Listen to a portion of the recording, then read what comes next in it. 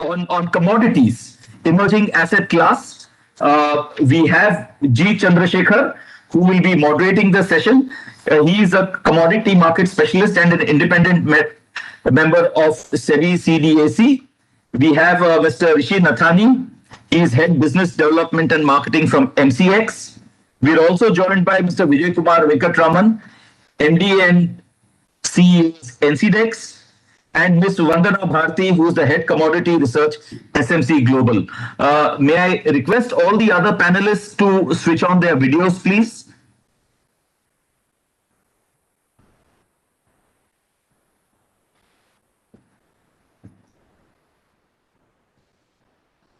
So while the technology is being sorted out and the panelists come online, Mr. Chandrasekhar, over to you.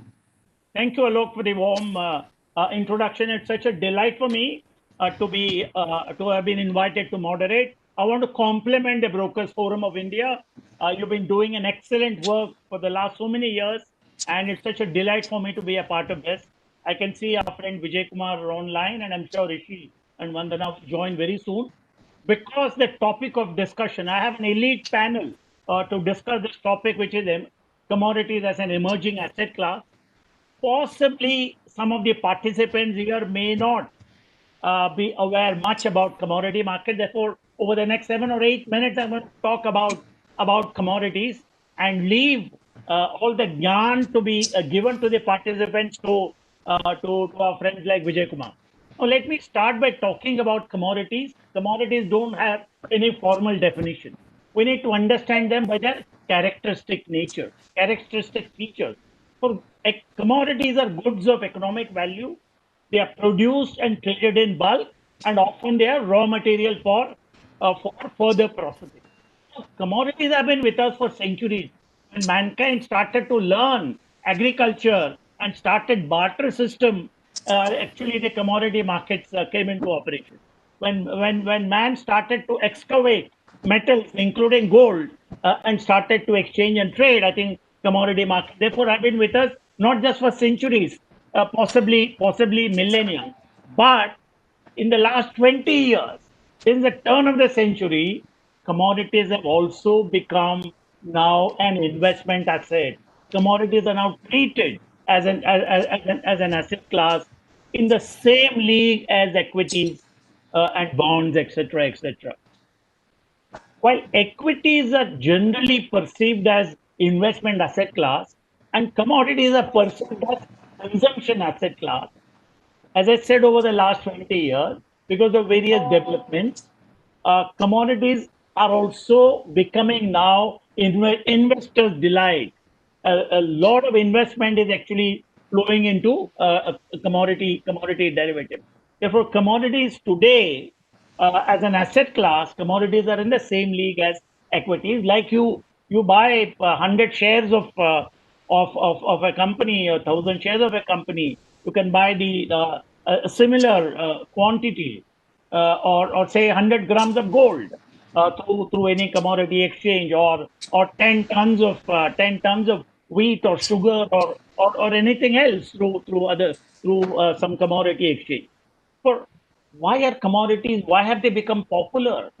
At least in the last 20 years, in recent history, we know commodities have often outperformed equities. Commodities have outperformed equities. And believe me, financial investors are very active, rather active now in the commodities market, simply because of commodities' outperformance over the last few years. And commodities have certainly delivered substantially attractive returns to financial investors. And no wonder, actually, investors are quite active in the commodities market.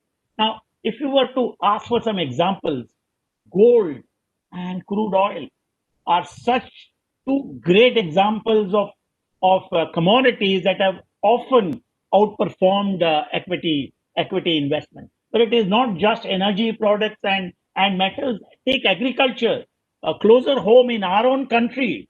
Agriculture finds favor from investors.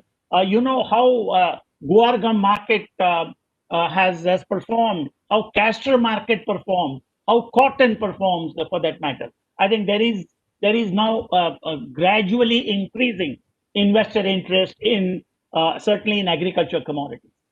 And as I said, in the US, commodity markets are far bigger than the equities market. That is one part. The world's largest economy, $19 trillion. Look at China, the world's second largest economy, 12 to 13 trillion dollars. China's miraculous growth story of the last 25 years was substantially driven by commodity production, commodity consumption, and commodity trade, import and export.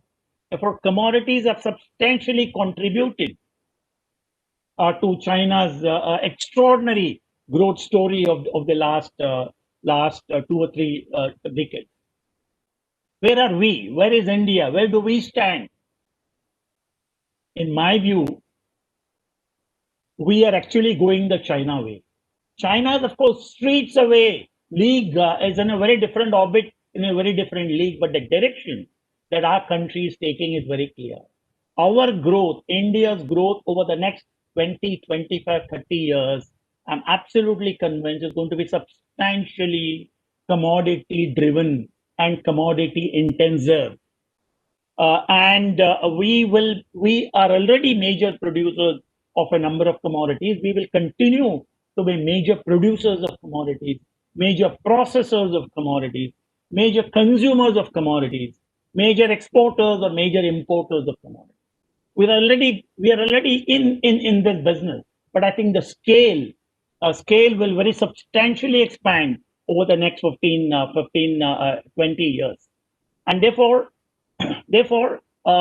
we need, there's a huge amount of economic interest now in the commodities market, not only for those who have an exposure to the underlying commodity, but also from the investor class, because commodities have performed well and outperformed other investment assets so very often. Now, when we talk of commodities, of course, we have to talk about energy products like crude oil, natural gas, coal. We have to talk about metals, precious metals, gold, silver, platinum, palladium. We need to talk about base metals, copper, aluminium, etc., etc., etc. And of course, industrial metals, steel, and iron ore, and of course, agriculture. We have extraordinary strength in our agriculture. We are the world's second largest producers of wheat, of sugar, world's largest producer of cotton. I think we have enormous strength, and I think this strength most likely will continue. Our status, our rank in terms of major producers, major processors, major consumers, and major either importers or exporters will certainly continue over the next 2 or 3 decades. What is also important for us to understand is that commodity markets, by their very nature, are volatile. In an expansionary economy like India, for example, there is only one direction in which equity market or the equity index keeps moving up, up, and up. But commodity markets, by their very nature, are very highly volatile, and I think that the volatility is what is the beauty of the commodity market, and it's the volatility that actually creates an extraordinary opportunity for investment. Now, commodity markets are very substantially driven by a host of factors, but there are 6 key factors which investors in the commodities market need to track very closely. One is global economic growth. There's a strong positive correlation between global economic growth and commodity consumption. Second is geopolitics. Geopolitics would refer to political uncertainty, warlike situation, etc. When this geopolitical development centers particularly around the Middle East, which is the hub of crude oil production, then obviously it immediately impacts crude oil prices. Also, crude oil is a universal intermediate, therefore it affects crude oil prices affect a lot of economic activity. So geopolitics is something you need to track. monetary policy, a loose money policy will enhance the liquidity in the economy, and therefore there'll be more propensity for funds to flow into commodities, low interest rates, etc. For a very accommodative monetary policy, which is what we're witnessing at the moment in the last 6 months or so. Currency, of course, I don't have to tell this audience the role of currency in impacting commodity prices. Weather for agriculture commodities, weather is a very critical driver. And of course, after all these funds in financial investors and the funds through financial investors. So these are the six big drivers of commodity markets. And therefore, those who want to invest in commodities, and I think I would strongly think you should commodities, you need to track these drivers and see how these drivers dynamic drivers are changing. And particularly for investors, I would think more important than an entry strategy, more important than that is an exit strategy. You should know when to exit the market. Entry you can make anytime, but the exit strategy is even more important. Now, SEBI, which is a market regulator for both equities and commodity derivatives, as now is working on deepening and widening the commodity markets. They have taken several initiatives, including allowing mutual funds and AAF Category 3 to trade commodities. Options trading has been introduced. Index trading has been introduced. And exchanges are all very active in this sphere. The next step should be allowing commercial banks to start trading commodities. I think that could be a logical next step. Therefore, there are multiple investment avenues because we are now in the World Investment Week from yesterday. I think there are multiple investment opportunities in commodities. You can invest in physical goods. You can invest via futures contract. You can invest via options contract. You can invest in index and ETF, etc., etc. Therefore, here is an opportunity. Here is an emerging asset class which commodities are. And to invest in commodities, you need to have thorough product knowledge and market knowledge. So without understanding the product, without understanding the market dynamics, I think it will be quite dicey, quite risky to start investing in commodities. Therefore, do your research, do your homework, understand the dynamics of the market, understand the product and the market, and start investing is an advice I will leave all the participants with. For I will now invite Vijay Kumar, MD and CEO of NCDEX. NCDEX is India's leading and largest derivatives exchange commodity for specializing in agriculture commodities. And therefore, Vijay Kumar, over the next 10 minutes or so, if you can share your thoughts on investment in commodities. Thank you. Thank you. Thanks, Chandrasekhar, and thanks to the Bombay Brokers Forum for inviting me for this session. I think to continue from where Chandrasekhar left off, I think it's certainly true that just the size and scale of commodity markets is very, very attractive for investors. And I think it's because it's not been under the purview of SEBI for quite a long time. It hasn't received the same sort of attention and both in terms of development and regulatory strength that SEBI has brought to the equity markets. And I think we are seeing the beginnings of a wide array of products being made available, a wide array of institutions being allowed to participate, and also the underlying link to the physical delivery system being strengthened very much, and yet being made easier and also being protected using custodial services for these institutional investors. So I think the ecosystem has really been readied for the growth of this market. I would just like to point out that maybe when we think about investor within quotes, typically we may mentally have a picture of an equity investor, a middle class, or a high income customer who is looking to take risk by buying an equity asset. I think we may need to shift that focus for commodities to classify an investor as anyone involved in a value chain. And that could be a farmer, it could be a farmer producer organization, it could be a trader, a processor, an importer, or an exporter. And therefore, it's a very different set of investors if you want to use the same terminology of investors. But I think the one difference is while investors are willing to take risk, and that's why they come to equity markets, here the type of investors we're talking about are those who are already having the risk. They already own the physical product and they're trying to de-risk themselves by using the commodity markets to hedge themselves.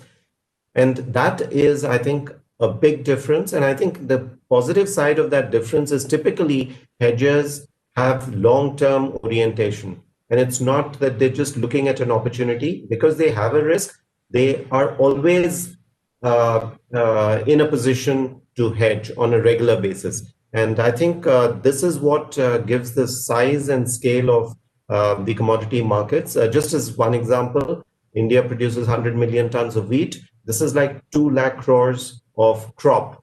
And this is being produced by farmers and who, right from the time they plant their seed, are at risk of prices falling. And they need a methodology by which they can hedge their risks. So I think this new investor class, whether it's farmers or farmer producer organizations, is a large constituency. Now, it might be fragmented all over the country. And this is where the opportunity is for brokers, for members of the exchanges to really reach out beyond the normal types of investors one has been traditionally dealing with to capture this new set of participants who want to use the commodity segments. And I think the rewards will be significant, as I said, because they're not short-term players looking for opportunity. They're long-term hedgers who, once you have them as clients, will be regular customers of the member.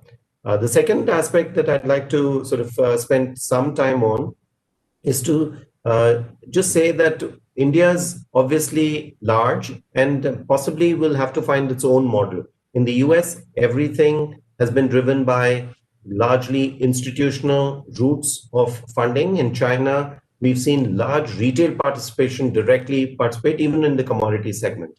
So India might have its own mix. And of course, with SEBI having opened it up to even mutual funds now, we're beginning to see mutual funds also diversifying their assets into commodities. And we believe that that will see significant growth ahead. The one last aspect that I'd like to focus on is while futures have been active and futures have typically traded in the near months on most exchanges, what is valuable are options and options for 3, 4, 5 months forward, which are of real use for farmers, for example, right? Because when they plant a crop, it's a 90-day crop and the harvesting season lasts for another maybe 60 days. And so the farmers looking to lock in a price for that far forward. Now, typically, Indian markets have not, while there's a lot of trading, it's all in the near months. So I think here is a set of investors who are going to come in to hedge themselves for the deferred months. And that really is the true meaning or the economic rationale of having futures markets. So again, with support from SEBI, options in goods have been introduced, redesigned for making it simpler. And we are actively promoting the use of this instrument by farmers and FPOs. And I would once again encourage members of the BBF to join in this effort to extend the reach of a wide range of these sort of investors across the country and enable them to get the benefits of the commodity markets. Of course, there's final set of speculative traders, there are arbitrageurs, jobbers, all of whom are familiar with equity markets and are also sort of finding opportunities in the commodity markets. There is a need, as Chandrasekhar pointed out, for product specialization. right? I mean, people are very well versed with a lot of the elements of the equity markets in terms of financial ratios and so on. I think in commodities, there is an underlying physical product whose supply and demand needs to be understood. So if before taking on any positions, I think it warrants a study of the underlying commodity, an understanding of it, and an understanding of both the opportunities and risks. Considering that this is the World Investor Week, it's good to see these seminars being launched, and we hope that this will attract the interest of a wide range of investors and promote the business of members of the exchanges. With that, thank you, and over to you, Chandrasekhar. Thank you very much, Vijay Kumar. Very well said. I think we need to, in some way, either redefine or at least expand the scope of the term, the understanding of the term investor. And therefore, value chain participants are also in some way investors. There is no doubt at all. I think extremely important. Number two, household savings. Our household savings in this country are 30%, massive number. And therefore, I think while a part of the most household savings are in the banks as fixed deposit, given the kind of perception that we have, safe, secure, etc. I think we need to now start educating households and retail investors primarily about the safety of the commodity market and the returns that commodity markets give, and the routes that they can take to ensure a greater safety of their investment in the market. I think this is probably, I think this should now become a new education program. I'm sure SEBI and NISM will take note of all this. Thank you very much. And more importantly, Agri-Market Reforms, which the government of India announced recently, are again very positive. The contract farming, how to determine prices, at what point of time to determine prices between the sponsor and the farmer producer company, and how to take a cue from the futures contract prices that are traded on the exchange. I think these are very exciting opportunities which should be explored. Thank you very much, Vijay. If we have the time, I'll come back to you. I'm going to go to Rishi. Rishi has been in the thick of action, and I think MCX released the book this morning on commodity yearbook. Rishi, what are your thoughts on commodities emerging as an asset class? Of course, all of us know about gold, but maybe this is this World Investment Week. Please share your thoughts with the participants. Thank you, Mr. Chandrasekhar, and thank you, BBF, for inviting me here. It's indeed a pleasure to be here and to be talking with all of you. Firstly, I'd like to say about commodities is that commodities is something which touches us in our daily lives. So the clothes we wear, the food we eat, the place we are sitting in, the roof above our heads, our vehicles, everything is commodities. So I think every human being on earth is an investor in commodities. Everyone is invested in commodities. The challenge is to bring them from a passive investor in commodities to a financial investor in commodities. So that is the biggest challenge which we face in front of ourselves. And whenever we've been seeing, so ideally it should be very easy to convert someone when they know commodities so well, in the sense that they're eating it, using it every day. It should be very simple to get people to convert to commodities. However, there is lack of understanding or knowledge about commodity derivative markets per se. And I don't think it is due to any fault of anyone. It is just that we are 10 years late. So equity derivative markets in the electronic form were there in the early 90s. We are there from early 2000s. So there, and of course, now we've got 5 years back, we got a strong regulator like SEBI and a lot of reforms, a lot of new products, participants, and all robustness in the market in terms of risk management and alignment to securities market practices. So I think, the journey has started and we are moving at a very fast clip, and we'll definitely get there. It's just a matter of time. And I think it'll be sooner than later that we'll reach this journey of making commodity markets if not more vibrant than equity markets, but definitely something to reckon with. So I am very hopeful in that respect. My point is that, like you have a balanced meal where you have your carbs, you have your proteins, you have your fat and everything else, you need to have a balanced portfolio. So for all the investors listening here, for all the brokers of BBF here, I want to say that, having just a single asset class or a couple of asset classes in your portfolio will not help. So you need to have asset classes including commodities. So definitely please have your equities, your fixed income, your real estate, your insurance, but also have commodities as an asset class. What it does is commodities always have a negative correlation in the long run. I mean, in short runs, when everything is going up due to excess liquidity, like we are seeing now, that's another thing. But in the long run, commodities will always have a negative correlation to equities and bonds. And historically, we've seen that, globally, that commodities have delivered when equities and bonds have not, and vice versa. So to reduce the standard deviation or risk of any portfolio, you definitely need commodities.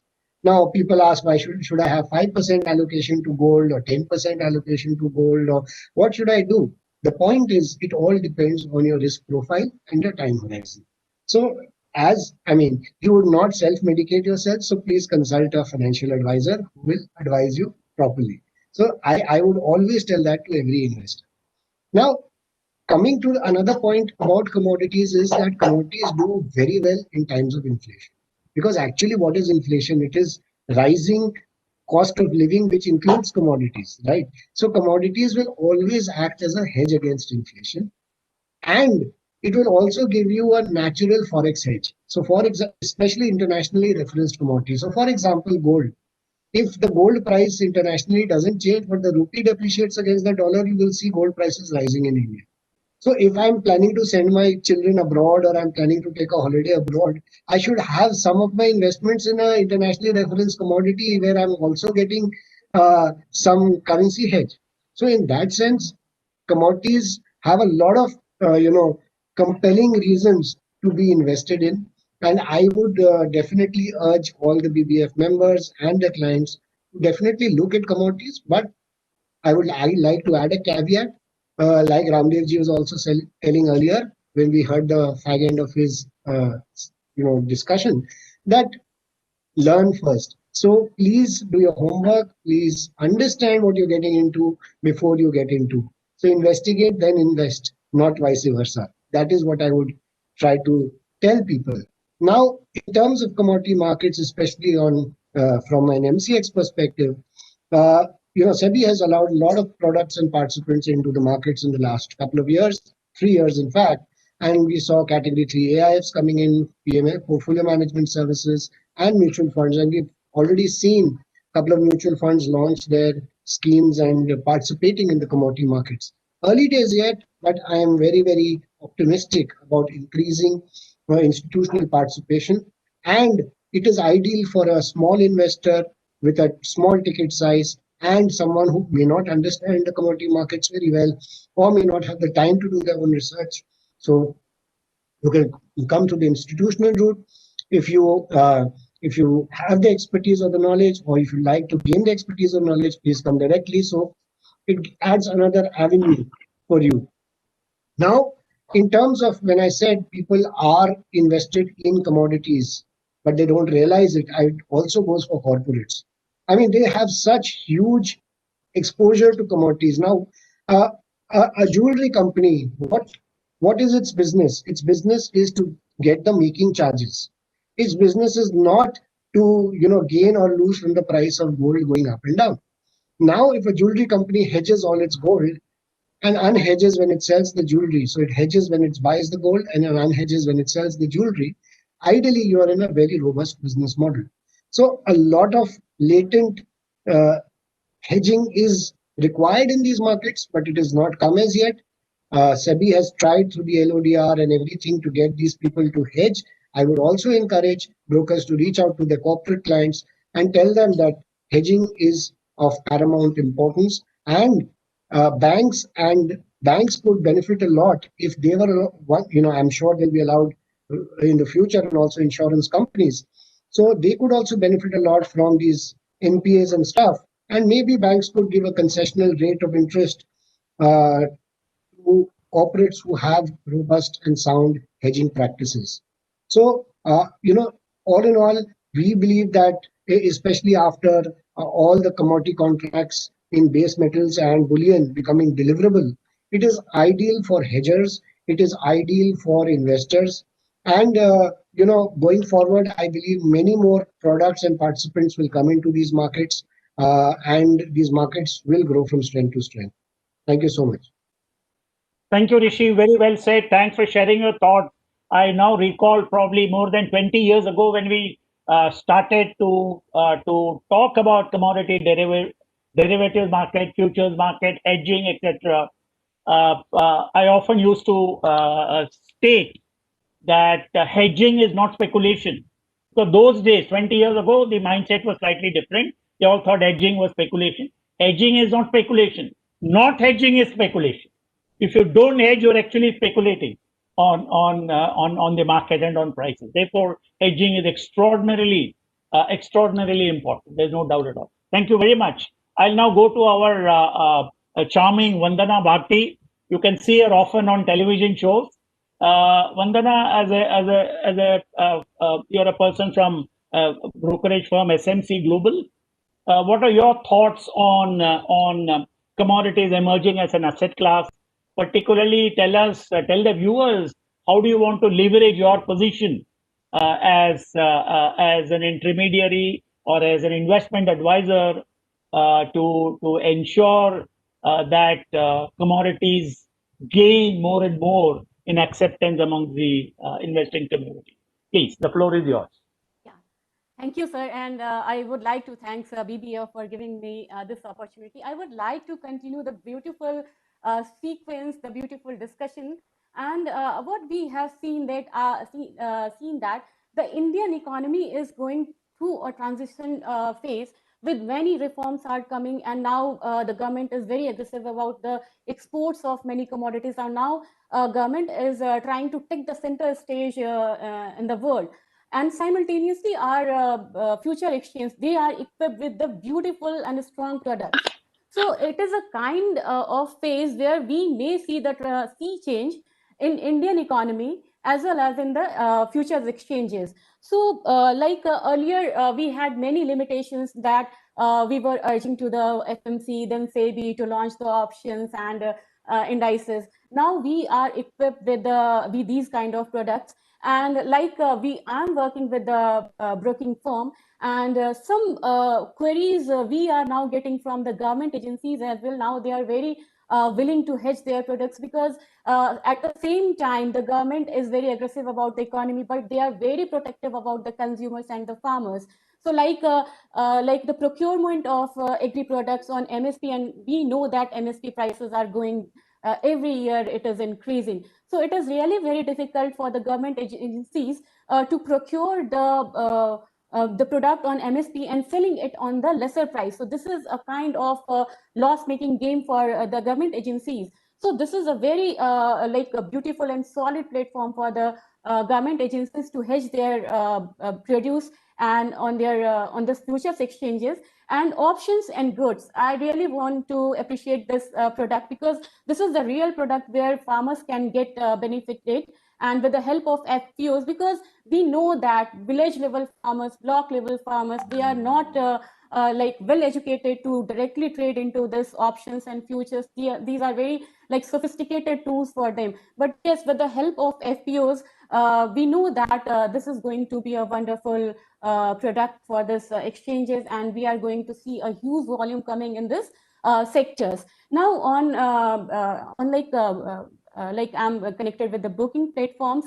Now we have many products, and we are getting queries from the institutional side as well as the retail side. So sir was telling that Indian exchanges would be a mix of institutional as well as retail investors. Yes, for institutional investors, we have options to hedge, like we have mega products, but for retail investors, three are very beautiful products, that is Agri-Dex, Metal Bulldex, and Metal Index. So like why they are so important? Because even if you trade into the mega product of gold, silver, anything else, these are little expensive, and these are delivery based products. But yes, these three products are for the retail investors who want to enter into the commodity market and to gain the experience. These are very comfortable products which is non-delivery based. These are cash settle. So I can say that now even the broking communities, they are very happy because now they have product mix to offer to their like institutional investors as well as to the retail investors, which we didn't have in past. So we are making portfolio on wider spectrum, and like interest are coming, and now it is in like a mainstream commodity. Earlier we used to convince them just diversify your portfolio. Now we are getting the queries, we want to diversify the portfolio. Even we are getting queries from some government agencies. Now we want to hedge the portfolio. So like this is the transition period, definitely. Excellent, excellent. Is this all? Okay, you've concluded your speech. Thank you very much. One just last thought for you is how do you propose to leverage the huge amount of household savings that this country has? What role you think brokerages should play in bringing those retail investors on board to invest in commodities?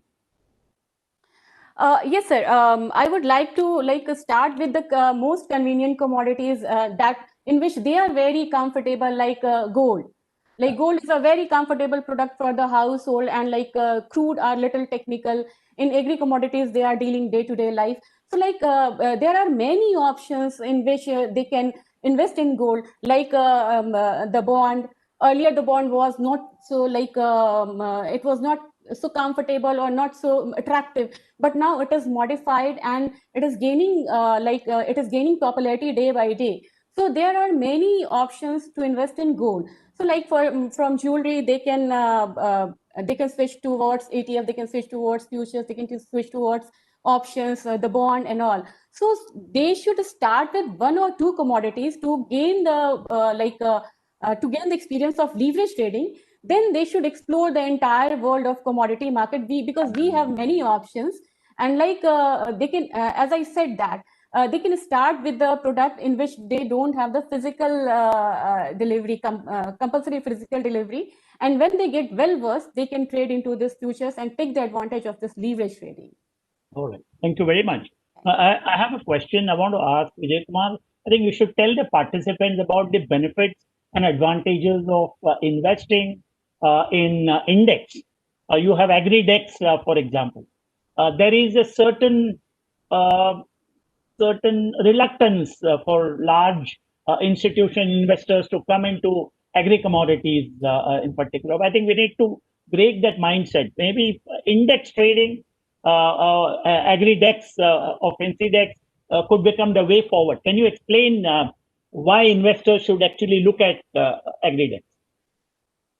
Yeah, I think the first thing I would say is that the reason agri-commodities offer a good return for investors is because agricultural commodities are harvested once a year and the consumption occurs for 12 months. So someone with funds needs to hold the commodity and then release it on a monthly basis to processors or consumers. So it's because of this cash and carry opportunity that investors can get much higher returns than what they would get possibly in a bank, or especially in a lower and lower interest regime. So I think that having been said, and of course that mechanism has been made simpler with the introduction of the electronic negotiable warehouse receipt and of a delivery mechanism which is very smooth. So I think I would say that the way in which brokers present it to customers must change, so that this opportunity, of course, has been used by high net worth individuals under portfolio management schemes and so on. And maybe as we start getting mutual funds in, we will see more of this sort of activity. But the simpler way of someone just looking at a number that is moving is possibly an index like the Agri-Dex. And much like the equity indexes, it represents a wide basket. So first of all, the volatility of the index is lower than the volatility of a single commodity. So it spares investor from picking up a commodity of which he doesn't know much and then landing up being on the wrong side of the movement. And so if there's a general direction, and I think as was discussed earlier, commodities are largely, especially agri-food commodities, are largely supply-driven movements because demand is more or less constant or increases based on inflation, based on population growth and so on. And but the supply shortfalls or the supply excesses move prices. So as long as one has a good sort of research base on which to rely on, and that's what happens even on the equity side. It's not as if every individual retail customer is researching every single equity and then researching the index. It's a broader basket, which is easier to go based on research based calls that are made by brokers, and therefore, as Vandana said, it's a cash settled product, so they don't have to pay large amounts of money closer to delivery and so on and so forth. So I think we believe that indexes will be popularized, and over a long period of time, it will be not only an instrument for trading, but also a benchmark for the policymakers to look at as a national agricultural index. That's right, completely. I can't agree with you. I can't agree with you more. Very, very well said. I'm actually, it's a matter of time before commodity indices start to rival equity indices. It's a matter of time, but it is going to happen. Now I can see Alok on screen. Obviously, we are coming very close to concluding our session. Rishi, any parting thoughts? Any final comments from you? So while we are on indices, I would like to say that indices can actually help create virtual portfolios for people. So, say for example, we have the metal dex where you have five base metals there, and people can just invest in that metal dex and take exposure to all five base metals. Moreover, if you're a mutual fund or a PMSAI, if you can create structured products around them because they're cash settled and you have certain indices. So that helps. Another thing I'd like to say about commodities in general is that you can, as an investor, you can benefit from both sides of the economic cycle. So, for example, in equities, you benefit on one side of the economic cycle, and the economic cycle is good, equities go up. In commodities, if the economic cycle is going up, you invest in base metals or in, say, energy. If the economic cycle is down and economic uncertainty, then you invest in bullion. So you have your cake and eat it too. So I think commodities should definitely be looked at by all types of investors. Absolutely, very well said. And given the volatility in commodities, both going to the upside and of course a very sharp correction, usually Indian mindset is that we know to play. We safely play a rising market, but actually there is more money made usually in a falling market. But to play a falling market needs courage and needs extraordinary product knowledge, market knowledge, and conviction about the market. And this is what I think we need to teach and train and educate people about. Vandana, in 1 minute, any parting comments from your side before we close? Yes, sir. I would like to say that because the economic cycle, equity is moving ahead and commodity follow the change. So we have already seen that equity is trading on all-time high. So this is the high time to diversify some of your investment into commodities, because anytime we may see some kind of correction, it is the only ultra loose money which is keeping the stock market on higher side. It is not very well supported by the economic performance. So just diversify few of you, some of your chunk of your portfolio into commodities to make it a safer portfolio and to ensure your portfolio. That's the point. Very good, very good. Thank you very much. Therefore, after we've heard all these experts, what is the take-home message for all the participants here? Commodities are a new asset class. Commodities are a great diversifier. Invest your monies in commodities also, in addition to equities and bonds, etc., real estate, etc., etc. commodities have often outperformed, and therefore they've delivered much better returns to investors. Have adequate product knowledge and market knowledge before you invest. But if you're not sure about your product knowledge and market knowledge and don't know where to invest, you have the index. Invest in the index, and therefore I think this is a market that affords, that facilitates extraordinary opportunities. And given the fact that in the next 25 years, year on year, our commodity markets are going to just grow and grow and grow, and therefore that's the kind of and that growth itself is going to provide opportunities for investors in this space. So with this, we will conclude this session. I want to personally thank Vijay Kumar, Rishi, and Vandana for their very active participation. We'll conclude this. Let me say good luck and God bless you all. Thank you. Happy investing. Hello, over to you. Thank you, Chandrasekhar ji, for a very engaging and a very lucid moderating. Rishi ji, Vijay ji, Vandana ji, thank you all very much for explaining so brilliantly about commodity markets, how it's emerging as an alternate asset class, as a means of diversification, how people can hedge through it. And I'm sure our investors will take home a lot of knowledge today. Thank you very much. Can we invite now the participants for the next session in the room, please? Right. We'll leave this meeting. Yeah. Thank you. Thank you very much.